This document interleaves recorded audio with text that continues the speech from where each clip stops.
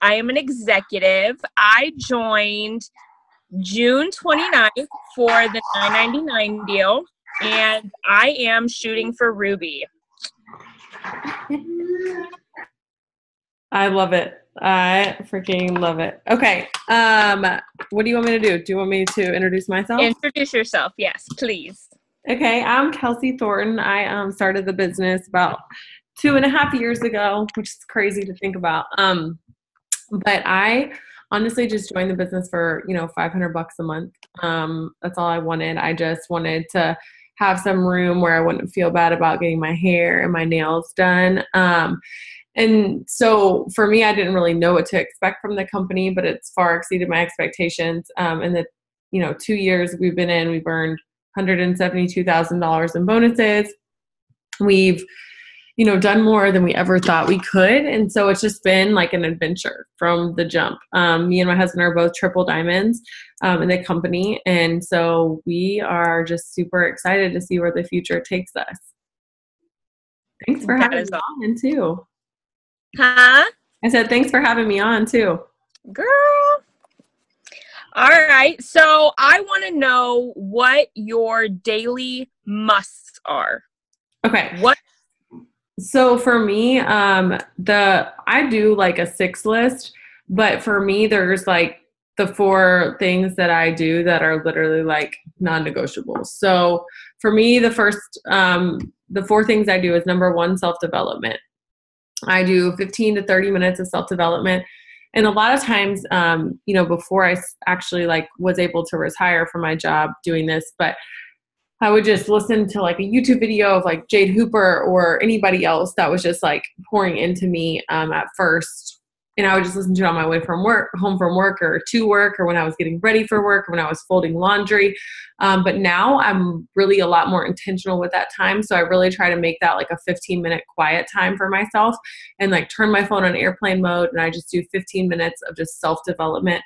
Even if I'm listening to an audiobook, I will literally listen and like have a notebook in front of me to like write down anything that I like that person said. So that's one thing that I really like to do, just when it's, just me. And then after that, I add to my network. So I add 100 people on Instagram and about 30 people on Facebook a day.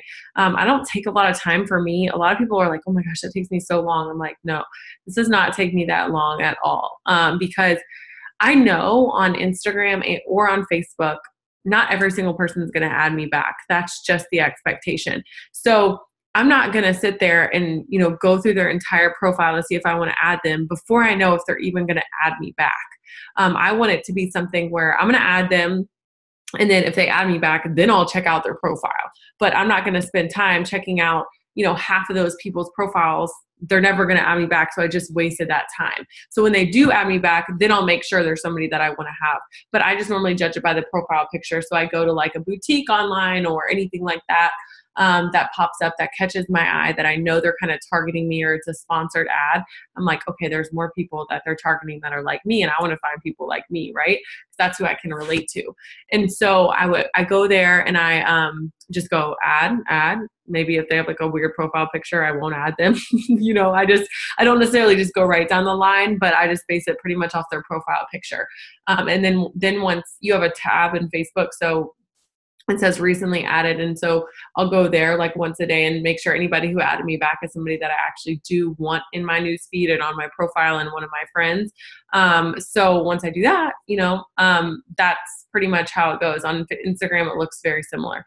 And then my other thing that I do is I post every day, at least 3 times. I try to do 5 to 6, and they're not always about the business. I think whenever I heard Aaron was like, I post 3 times a day, and I had first joined, I was literally like, bro, I don't even post 3 times a month. Are you serious? I'm not going to be doing 3 times a day. And then I just felt this sense of relief when she was like, no, it's not all about the business. It's just making sure that people know who you are, know what's going on in your life, and incorporating the business into that. And so that's kind of how I've taken it. And let's be honest, every single person checks Facebook or Instagram, 50 to 60 times a day. And so, they're going to keep seeing your post. So I love doing that. And I do, like I said, I won't even go to sleep unless I've done 3. And if my goal is to get 5 to 6 posts out. And then the last thing that's my non-negotiable is messaging. So I message at least 25 people a day.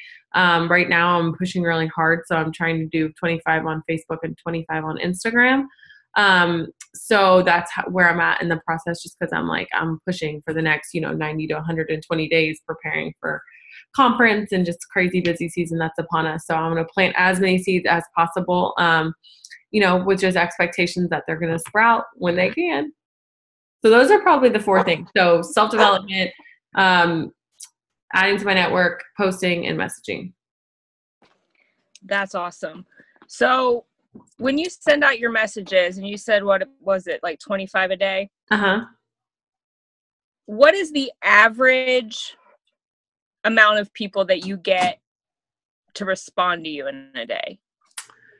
I would say out of those 25 messages that respond like that day or within probably like a 24-hour time frame, it's probably about 3 to 4 people. Okay. Is like pretty good, I would say. Right. Okay. And how important is a routine to you? And what kind of routines would you say that you have during the day? Okay, so I like the word routine, but I hate the word schedule. Okay, you guys, I'm like red and blue. So I like to have fun. And if there's too much information and it's too boring, like I just won't do it.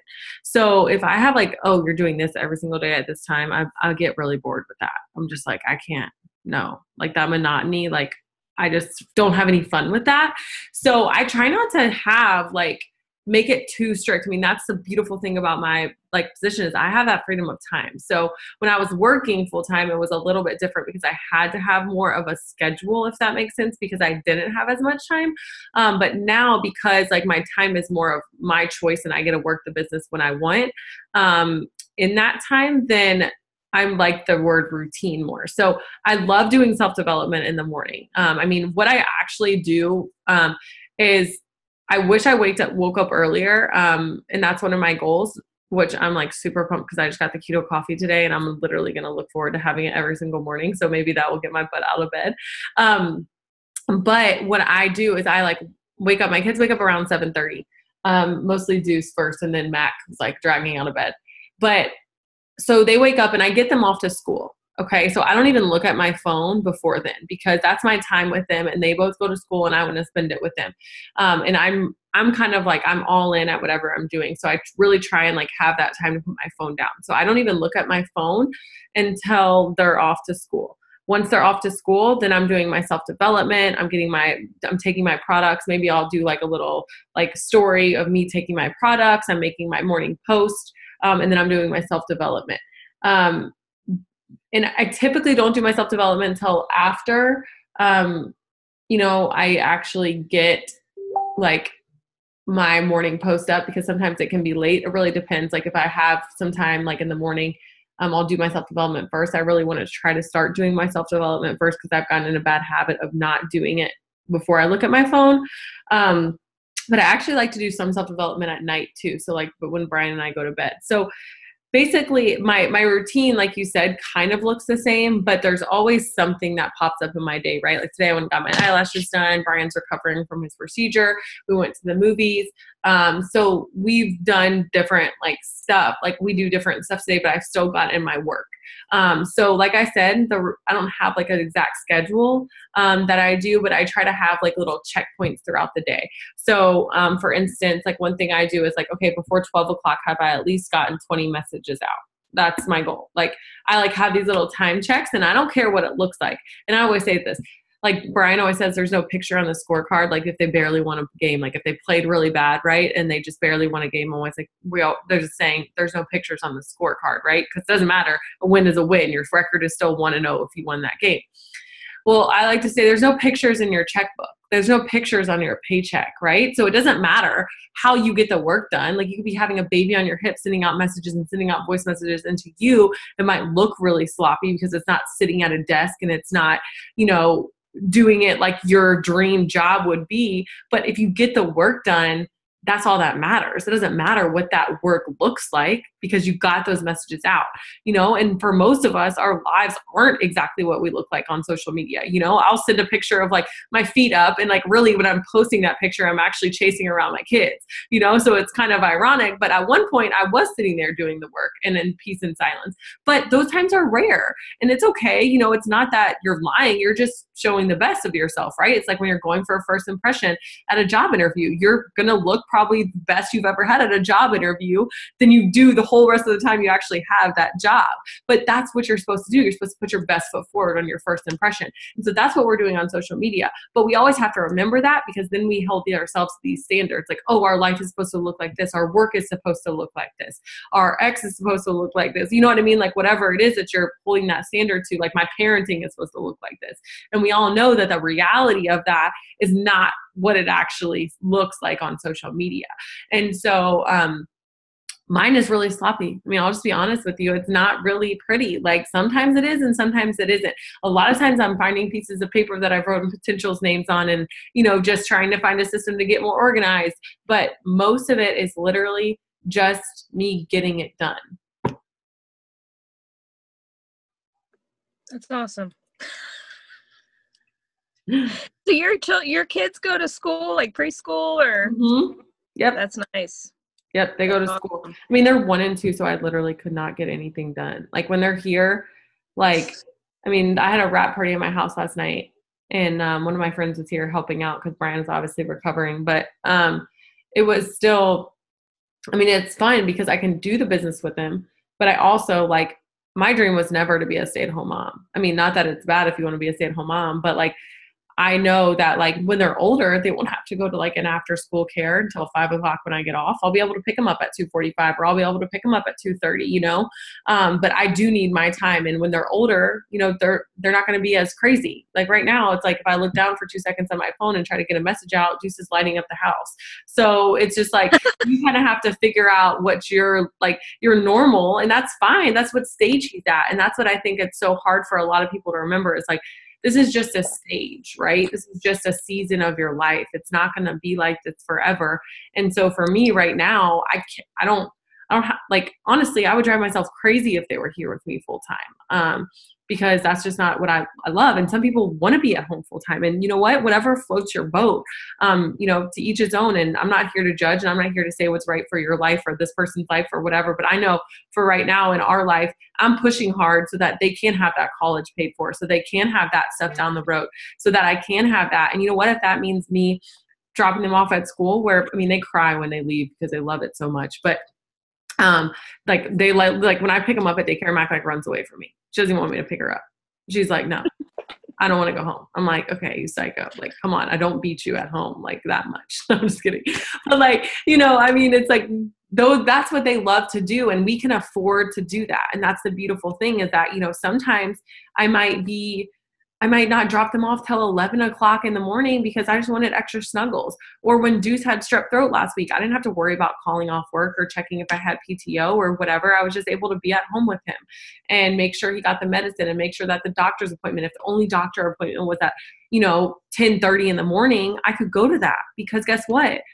Most people can't. They have to call off work, or they'll have to be like, no, I need to go in the morning or at 4:30 so I can just leave work and take them and then be done for the day. So you have that luxury, and I have that luxury, and my kids have that luxury. Like today, we all slept in because people didn't leave my house from the wrap party till like 12:30 last night.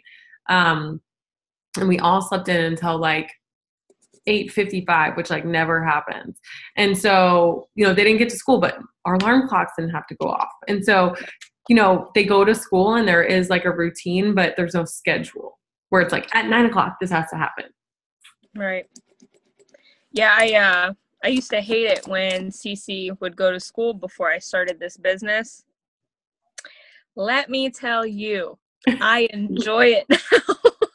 I know. And I think that's the funny thing too, is when you find something that you're passionate about. I mean, I used to hate dropping Mac off.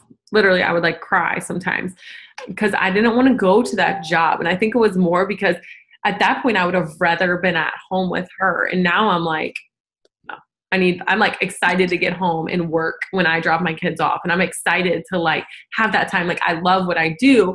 And so I think that that's something that's definitely been an eye opener for me, is like, It's not that I don't like my kids or I don't want to spend time with them. It's just I'm so passionate about what I do that I want to have that balance. And it's healthy for your kids to see that. It's healthy for your kids to see, what the world does not revolve around them. But whatever floats your lifestyle, whatever your dreams are, if your dreams are to be a stay-at-home mom and you want to be there and you want to make muffins, that's fine. But for me, that's going to look like, okay, Instagram, maybe we post a picture of us making muffins, but really I'm like, oh my God, you got eggshell in the batter. Just let me do it.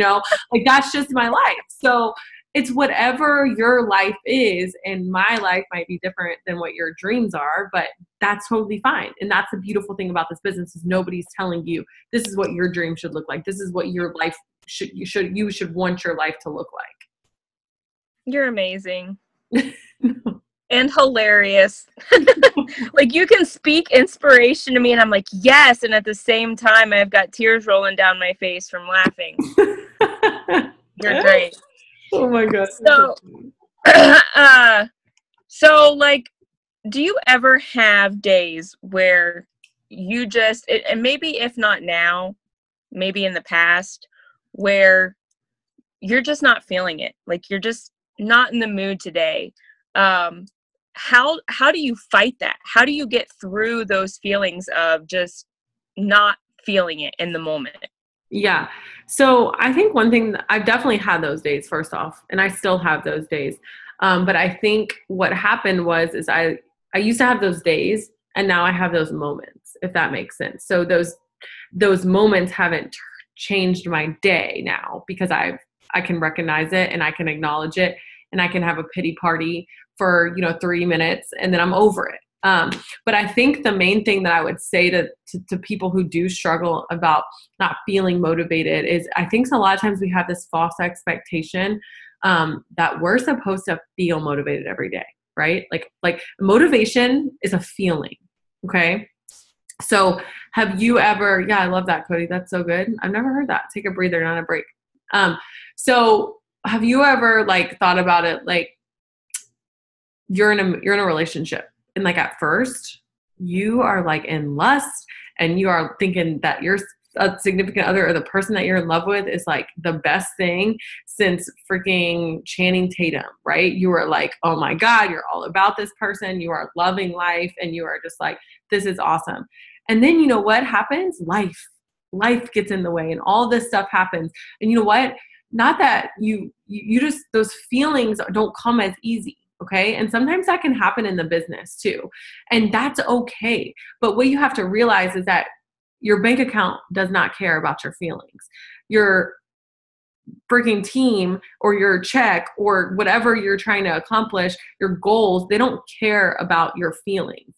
Okay. And you're not going to feel motivated. I'm just going to sit here and tell you, I use this example all the time, but have you ever been laying in bed watching freaking Netflix and then you're like, crap, I need to brush my teeth and wash my face. And you're laying there and you're the last thing I want to do is freaking get out of bed and brush my teeth and wash my face.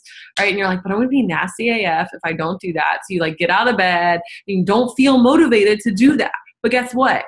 It's not a choice. It's just, that's what you have to do. And I think I've just started to view this business like that. And just, this is my livelihood. This is my option A and my only option. This is my option A, B, C, D, E, F, G, H, I, J, all the way to Z. Okay. And so when I started to view it like that, I didn't even care about my feelings to some degree. You know what? I might have not felt it that day, but guess what? I'm working for for helping my teammates. I'm working to help everybody else and be an example. And I know that other people are looking at my page, and I'm definitely not Mark Pentecost or anything, but I do know that other people are looking at my page and they're seeing whatever I post. They're getting inspiration from my page and they're following me. And who am I to not set that pace for them? If that's the pace they want to go, if the pace that I've gone, I need to hold that pace and I need to go at that pace. And so when you have other people counting on you, whether that's your family and that paycheck or whether that's your teammates, I think that you just don't really think about it that much anymore. I mean, yeah, of course, there's going to be moments when I'm oh my God, literally, I'm not a morning person, you guys. I'm actually it's just the story I've been telling myself. So I'm trying to get over it, but I'm just the mornings, my eyes literally feel they're glued shut. I'm chingy eyed. It's just horrible. And I'm just that's the last thing I want to do is get up and be motivated. But the thing is that I just know to expect it. And that is the best advice I can give you, is that you're going to hit roadblocks. You're going to hit some cones. You're going to hit some windy roads in this business. You're going to feel times when you're feeling like, I just took 2 steps forwards and 3 steps back. That's so normal. But if you can expect that that is going to happen, and you have that expectation that, you know what, this isn't going to be easy, but it's going to be worth it, then those roadblocks are going to be so much easier, because guess what? You're going to know how to miss them. And if you do come across them, you're going to know how to get over it. Because I think even in a relationship, even in parenting, right? Sometimes it feels so hard. Like I remember breastfeeding. This is like so off topic. I don't even know why I'm talking about this, but it's fine. Somehow it's going to relate. So I remember when I first started breastfeeding Mac, and I was literally like so mad at my sister because she had a kid Mac and my nephew are 15 months, like they're about 15 months apart. And I remember being like, I'm so mad at you, Katie. Why did you not tell me how hard breastfeeding was? I was just sitting there thinking, oh, how hard can it be? You know, sticking a baby to a boob, it's super natural, right? Like that's fine. Like it's just going to be that easy. And she didn't tell me how complicated it was. Like you have to make sure their suction's right. And you have to make sure you're holding them right in football pose and like all this crazy stuff. And I remember just feeling so overwhelmed by it. But I was so mad. I was like, why didn't you prepare me for that? Right. And that's what we need to tell our new distributors when they're first signing up is, hey, you know what? You're going to hit roadblocks. Hey, you know what? Your first paycheck isn't going to be $500. My first paycheck was $34. And I tell all my new distributors that. I'm super upfront about that. But if they know what to expect, then guess what? It's going to be that much easier to get over it. So of course you're going to have hurdles. You're going to have roadblocks. You're going to have whatever you want to call it, a funk. But like Cody said, don't take a breather, take a breath, right? Just don't take a break. What did you say? Did I just make that last one up? I don't know what I'm doing. What did you say? Hold on. Take a breather, not a break. Take a breather, not a break. Yep. So I think that's like that's just a really good point, is don't let that bad moment become a bad day, and don't let that bad day become a bad week, and don't let that bad week become a bad month, and then that bad month become a bad 3 months, and then you're just going to quit. Because that's honestly what happens to most people. It's they just don't make it a priority. And then that's what happens. And then that's what happens. You're like, and then that's what happens. Yeah. I could definitely, there's been times where like I've hit roadblocks, like, you know, say I've sent out 100 messages and I've gotten responses, but, you know, nothing really nobody's really doing anything. And it's so easy to get discouraged. But like when I get discouraged, like I look up to you, like huge, like you speak so much inspiration. But like I go back and I listen and I'm thinking, you know, I'm planting seeds. You know, I keep playing that over and over and over again in my head. And, you know, it gets to the point where you're pumped up enough, like, okay, yes, you know, they've done it. They've talked about this. You know, learn from what they're telling me they've been through and how it's going to happen. You know what I mean? I think that's such an important point too, is like, I always tell people, I'm like, you're going to hit these feelings. So when you hit these feelings, don't go into your shell, just call me and I'll let you have a little pity party. And then we'll talk about how we can move on, you know, but that has to be something that people can recognize, and that they're not going to have a pity party by themselves, and they're not going to be a turtle in their own shell. And they're going to tell somebody how they're feeling, because you know what? It sucks to be feeling that way, and you don't want to feel like you're dragging other people down. But at the same time, your upline is there to help you. Your sideline is there to help you. They're there to be somebody who can help you through those times, because guess what? That's going to make them feel good too. Because most of the time when I'm talking on Zooms or when I'm doing anything like talking into my team, I'm talking to myself too, because when you're teaching, you're learning. Okay. So that's why I love getting on so many Zooms, because I'm always teaching. Like sometimes when people ask me questions, it forces me to self-reflect. And so I have to then go back and grab a lesson from maybe that I've learned from somebody else that I didn't recognize or that I need to reinforce. And so don't be afraid to tell your team, you know what, like I'm not going to be your morning cup of coffee. I'm not going to be your inspiration every single day, because guess what? That has to come from you, and you're going to be the person that's fighting for your paycheck harder than anybody else. But I will be that shoulder to lean on when you need it. Now, you have to make sure there's a fine line, because you don't want them calling you every single day and being like, oh my God, I'm feeling down. Oh my God, I'm feeling down. Oh my God, I'm feeling down. But like, if that happens once a month, that's okay. You can give them that pep talk, and guess what? You're going to tell them, hey, that once a month, let's turn it into once every 2 months. And then it's going to be once every 3 months. And then they're going to find their own motivation from within, because they're going to be helping inspire other people by that time. Another thing that I want to say, it's so important, you guys, and I didn't get this. And I know people will sit here and be like, oh, well, it's easy to say this when you're making X number of dollars. But I really wish back then, and it's good to have urgency, but I really wish I would have learned how to embrace the journey more. Because this whole business is about the journey. It's about, because there is no destination. Like, what is your destination? Diamond, double diamond, triple diamond, ambassador diamond, whatever your goal is. That's not the destination.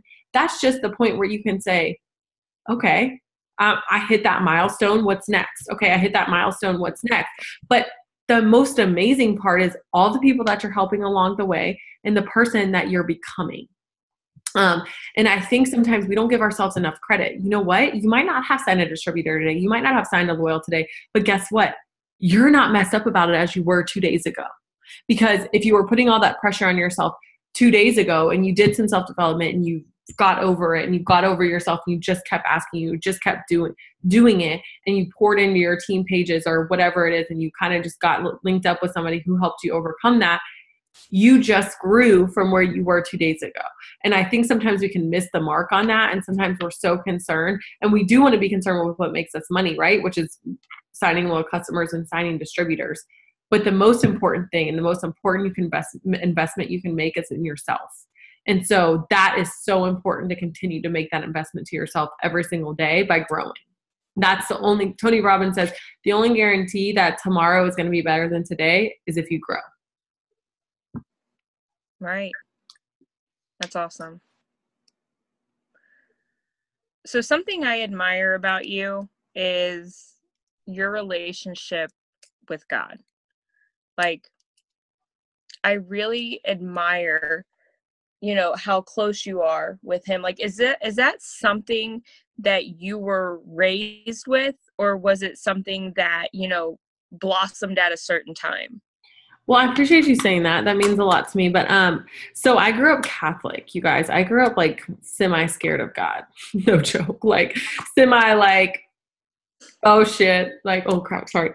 If you have kids listening. But I grew up being like, oh my God, I sinned. I'm gonna get punished. So, the gates of hell are about to come down upon me or come up and just take me down. Like literally grew up like very fearful. And now that I'm a parent too, it's funny because I think I get how God loves us and how God sees us so much more, because like even the other day I was telling somebody, I was like, Mac was eating these fruit snacks, right? And she would hold her hand out and I would put one in and she would just eat it and put her hand right back out. And I was like literally I had this moment and I was like, oh my God, that's how God views us, like with blessings. Like he's blessing us and we're taking it and then we're holding our hand back out without even saying thank you. And so it's funny how much he's taught me through parenthood. But I didn't always have the relationship that I have with him now. The God that I know now and is so different than the God that I knew when I was growing up. And it's funny how that stuff can change, because even now in parenting, I do feel like there is a healthy level of fear, or, with all respect, there's a healthy level of fear, I think. And it's not like a fear of, I'm going to hurt you fear. It's just a fear of like, I want your love, or I desire your love so much. And I want your approval to where, that they're going to do what it takes to get that. And I think that's the same way I feel. And it's not in a fear of like, I'm mad about the consequences, but I desire that love from him. And I desire and I want to know him so deeply that is where that fear comes from, is I don't want to not know him, So, it hasn't always been that way, but I've always grown up knowing God. I've always grown up with like that. We're going to church every Sunday.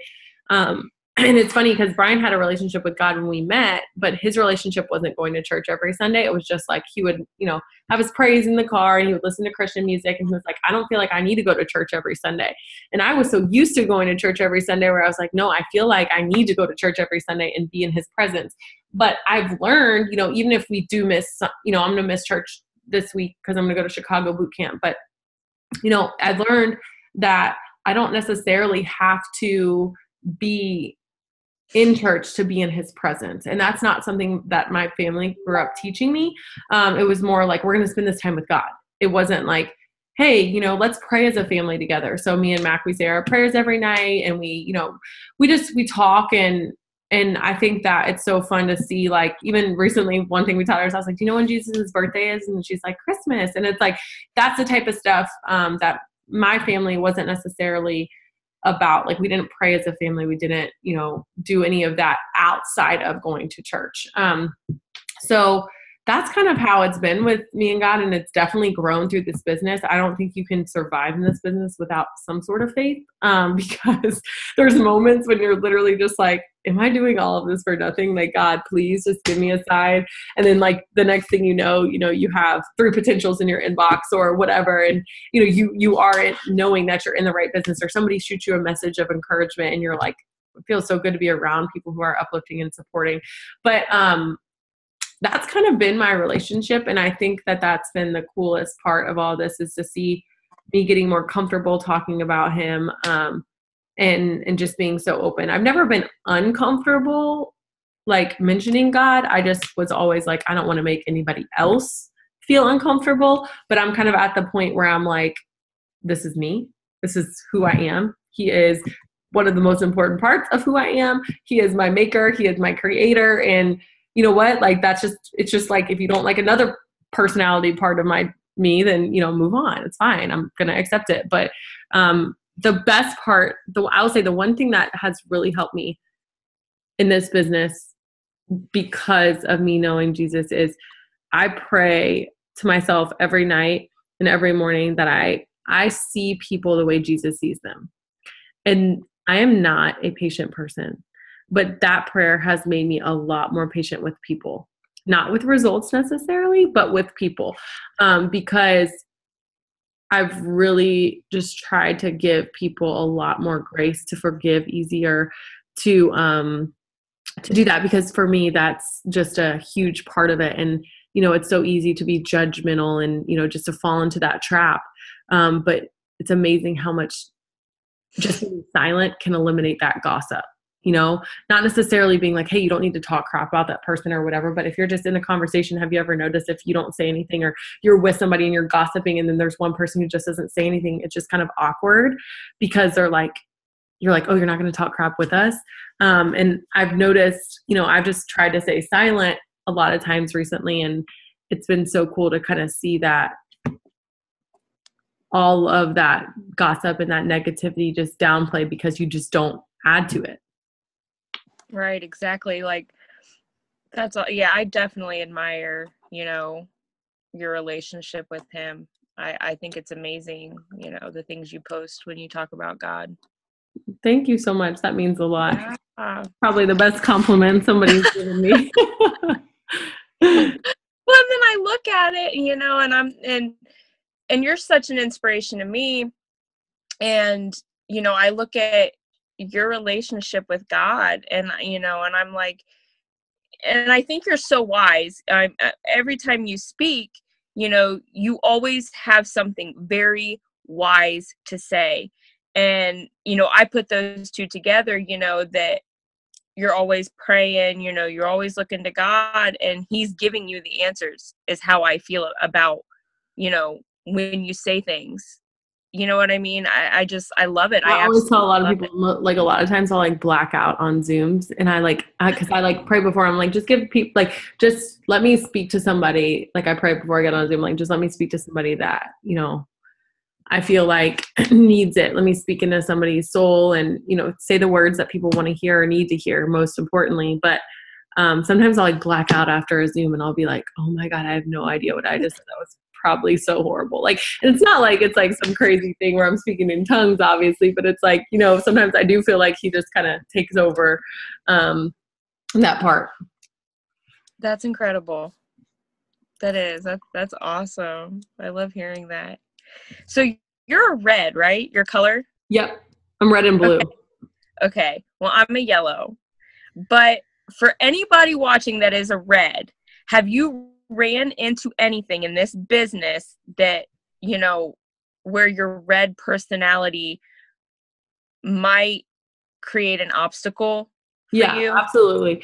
Probably the biggest thing being impatience, because I'm like a big results driven person, and this business is a results driven business, right? And I'm like, okay, what are you doing? Like, I'm not like, it's not very natural for me to be like waiting for people to emotionally get there. I always say, like, do the action first and the emotions will follow. You know, you don't ever have to worry. I'm a ready, fire, aim person. I'm just like firing bullets, but I'm like, oh, okay, I'll correct where it needs to be. And so sometimes that can create problems because a lot of people can view it as like cold, because I am so like red and business minded. But I do think that I've become more of a chameleon. So I can get to that person's level, and it's not better or it's not worse, but I can like chameleon and transition into that color as they need it. Because even reds sometimes need yellow in their life, and even yellow sometimes need reds in their life.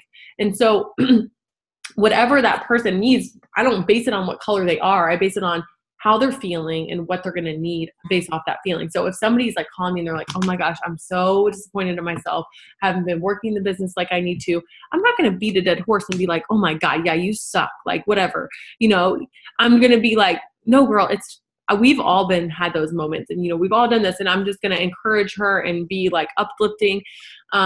And so being that red, I am very driven and motivated. And so it's hard for me to understand when other people aren't. And I think it's not that they aren't, they just show it in a different way, and it takes them a little longer to get there. Is there books that have helped you with this? Yeah, I mean, any self-development book that you do helps you understand that. And I think a lot of them just help you kind of see different perspectives. You Are a Badass is awesome. I'm trying to look at my books here. I'm reading Secrets of a Millionaire Mind, which is awesome. I'm reading Developing the Leader Within right now is so good. That's the one they're doing in the book club with like Aspen is hosting that one. I've done the 5-second rule is amazing. In that really helped me open my eyes up to people who struggle with anxiety, because in the 5-second rule, she talks a lot about anxiety and just stress and stuff. And I've never been like a really anxious person because I'm always just like in action. I'm always just doing it, so I don't have time to think about it a lot. And she just talks about it and opened up my eyes a lot to that. But I think, Ashley, to answer your question, one of the best things you can do is just get out there and see what works and see what doesn't, and ask for that honest feedback. There's been plenty of times when I've asked my team and been like, hey, what am I doing well? And what am I not doing well? I welcome constructive criticism. I certainly don't think that I have it all figured out, even though sometimes I might talk like I have it all figured out. Like sometimes I know that the way that I deliver things, it can come across like I'm speaking in facts when really I don't intend to come across that way. That's just kind of how I speak. And so I don't a lot of times say things like, well, in my opinion, or, this is just what I think, where you'll find a lot of yellows doing that because they don't want to offend anybody. And it's not better or worse. It's just sometimes that can be very intimidating. And so I've learned to try and do it softer by delivering it that way, as say, in my opinion, or, this is what happened to me. A lot of times people can receive it better. And as a red, Ashley, I will say, if you are a red, anybody on here who is a red, you will learn how to be a chameleon if it means making more money. If it means accomplishing your goals, you'll do it because that's just what it is. And if the goals are the most important thing, you'll learn how to figure out the best way to communicate. One other obstacle I struggled with at first was I am not a butt patter. Like, it is not natural for me to give people words of love and encouragement. It wasn't just something that came second nature to me, where a lot of people are like that. Have you ever been around somebody who's just constantly complimenting everybody and you're like, oh my God, I love being around that person. Like, they're so encouraging. They never make me feel like I'm being judged, and they're just like so always uplifting. And that's a big thing in leadership book. There's this amazing book I'm reading. It's called Stay the Path. I don't know if you guys have heard of Hillsong Church, but they have like a band, but it's the woman who wrote it is like the pastor's wife from Hillsong.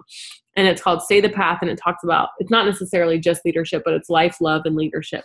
And so one of the things she talks about is just be an encourager always, because that's how Jesus was, you know, and that is something that my faith has really helped me with too, is learning how to see people like Jesus did. And I've learned silent gratitude is the most useless thing.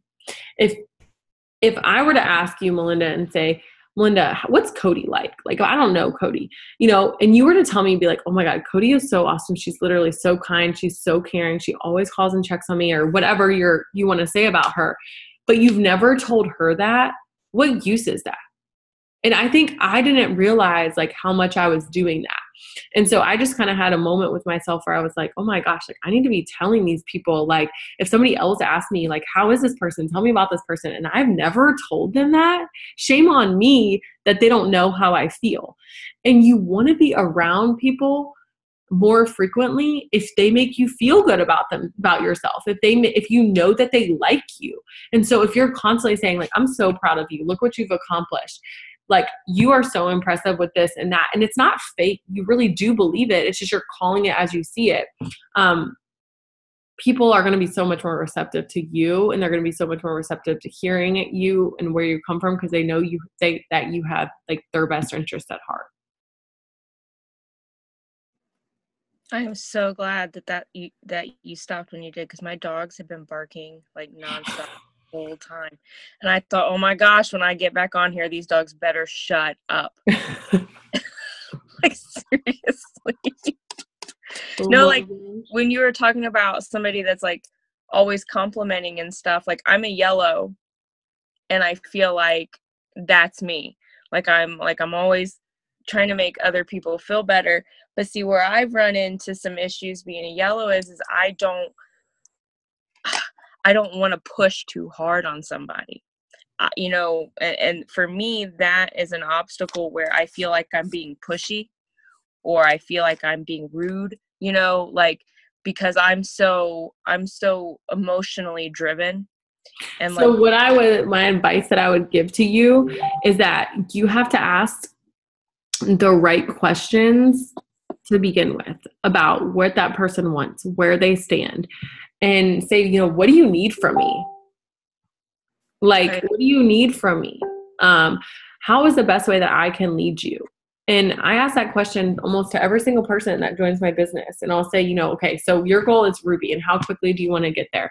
You know, realistically, this is how fast I went to Ruby, and this is, you know, what a good goal is, so that they have some time frame. And obviously, you know, the quicker you want to go, the more work you're going to have to put in.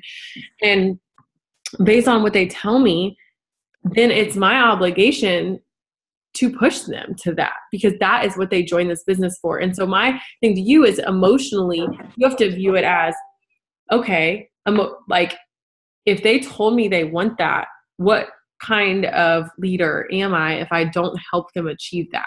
And do you know what? There is going to be times when you're uncomfortable. And guess what? There's times that I'm uncomfortable. One of the reasons I didn't like giving out compliments was because I sucked at receiving compliments.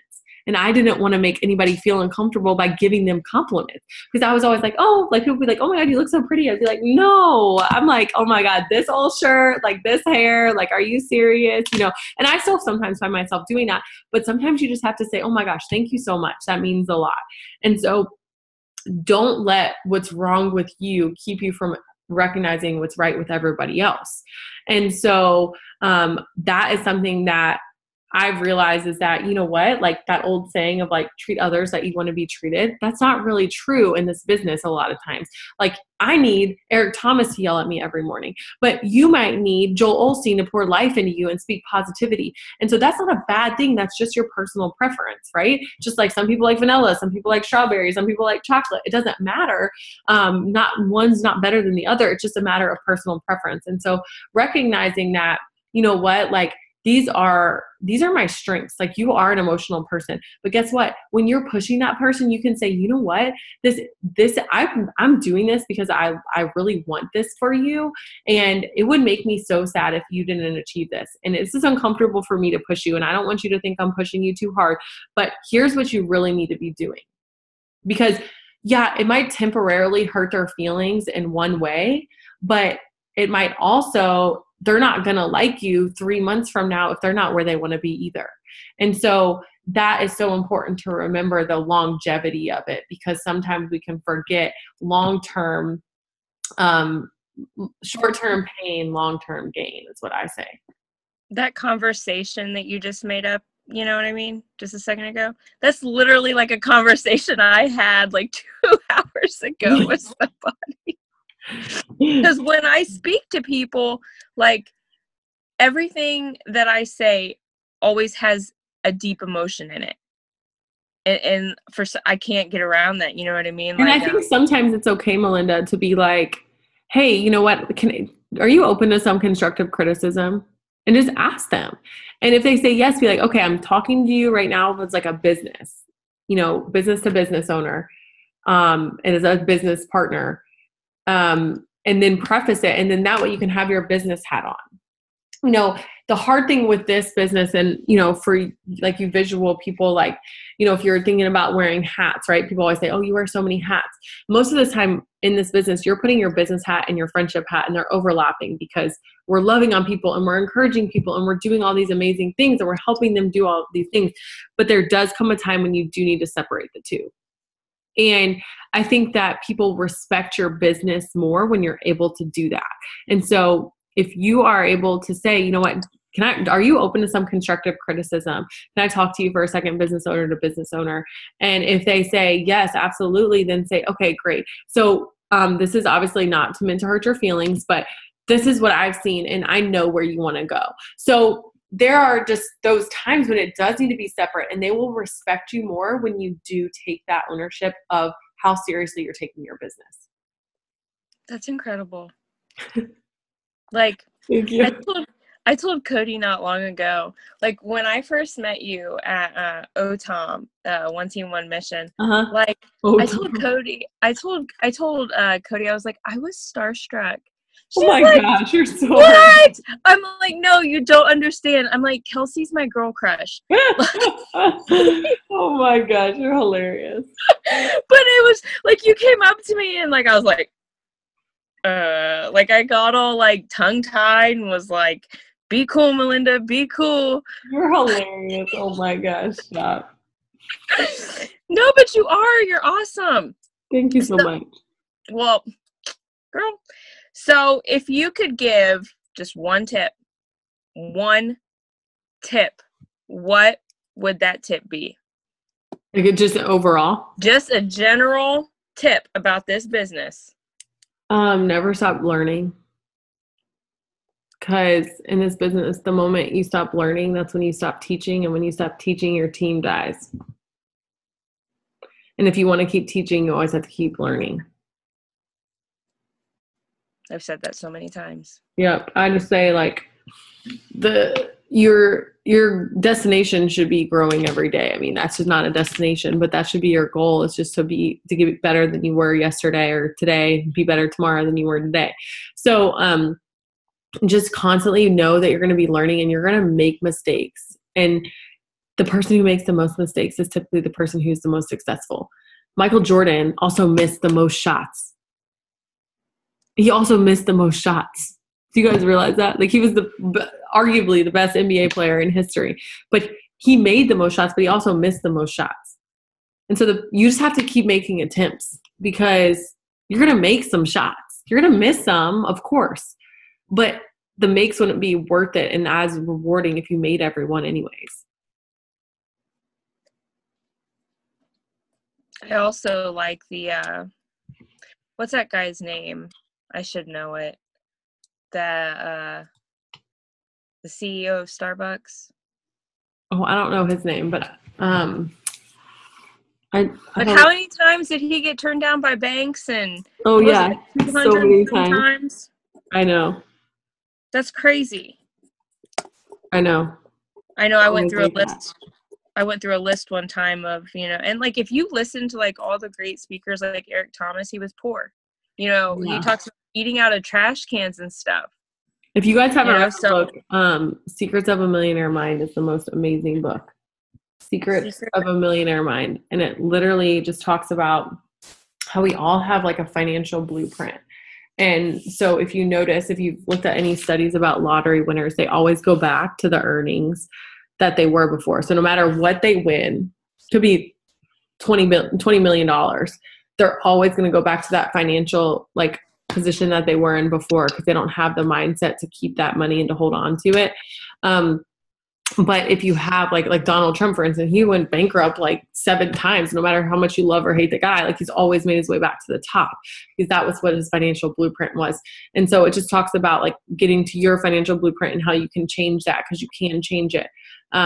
But just like your standards for your life and where you want to be.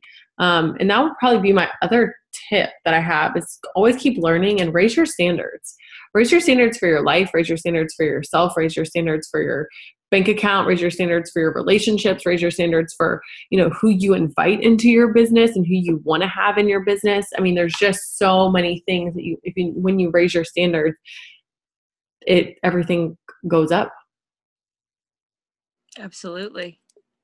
So to kind of end the Zoom, this will be the final question. Dun, dun, dun.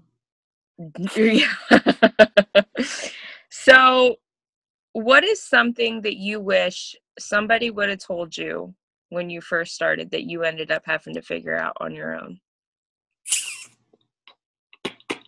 Let me think. It's a good question. That it's going to be okay. Like, it's going to work out. Like, you're going to have the life that you want and that you've always dreamed of, and more, and that you can do it.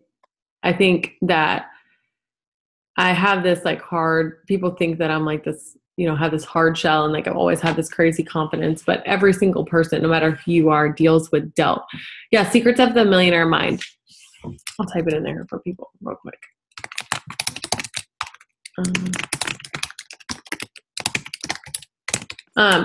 So you're always going to have that doubt, you're always going to have that. And I always say, like, not enough is like the devil's favorite sermon, right? And so we're always thinking we're not pretty enough, we're not skinny enough, we're not a good enough business owner, we're not a good enough mom, we're not a good enough wife. And sometimes I think that we just have to say, you know what, like I can't do everything, but I can always do something.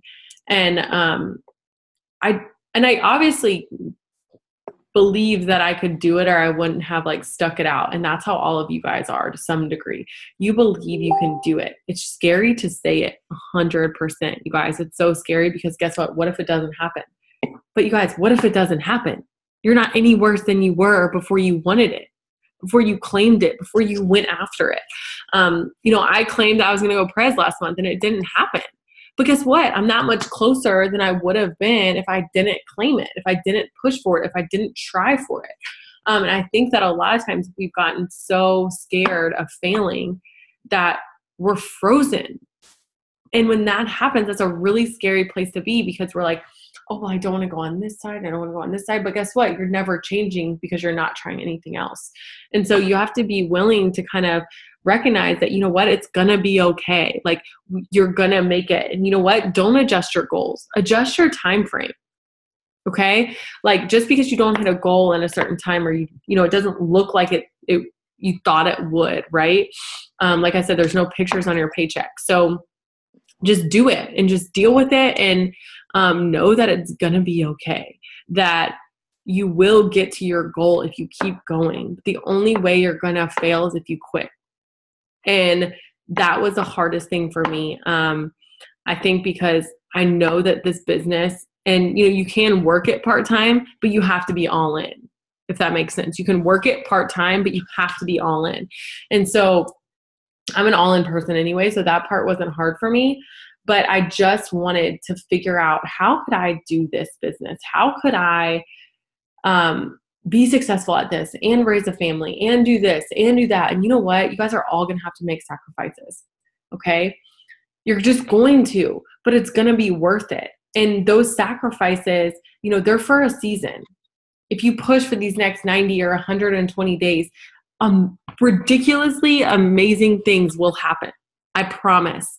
Ridiculously amazing things will happen.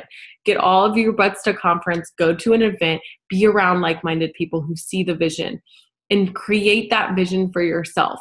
in the Bible, it says, without a vision, the people will perish. And that is so true. If you're not creating a vision for yourself of what your next 90 to 120 days to 1 year to 2 years is going to look like, what are you fighting for? What are you going towards?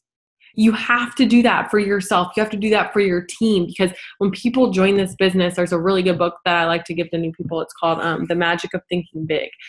People literally, they don't know how to dream because we're trained that, you know what, life happens. We'll just survive. And I always thought in this business, like, because we weren't necessarily living on like food stamps or anything like that, but I was like nervous. I was like, oh my God, I'm not going to have this awesome like rags to riches stories, because I've heard of all these people like becoming millionaires after living on food stamps. And I was like, oh my God, what am I going to do? But Denise Walsh says, you know, you don't have to be on like a rags to riches stories. You can be a survive to thrive story. And that's where I was, you know, and that's where I am now, is I'm thriving. I feel like, you know, I mean, of course, so I struggle with balance. You guys will never have balance. Let's just be honest. You know, some days you're going to be like, I put too much time in my business. Some days you're going to be like, I put too much time with my kids. I didn't spend enough time on my business. But you know what? That's the beautiful thing, is that you're always going to be learning, and you're never going to be perfect. We're not called to be perfect. We're not called to figure out how this is going to happen. We're just called to figure out to do it. So just keep putting one foot in front of the other, and it's going to work out. I promise. Amen. Oh my gosh. Thank you so much for getting You're so welcome. I can't believe it's like already been an hour. This was so fun. Oh my gosh. Thank you so much for letting me interview you. Oh my gosh, you're so welcome. Anytime. Ask you a bunch of questions. You're so welcome. Anytime you need anything, you just let me know. Girl, thank you. You're welcome. Well, thanks everybody for hopping on. I hope this, you know, did something for you.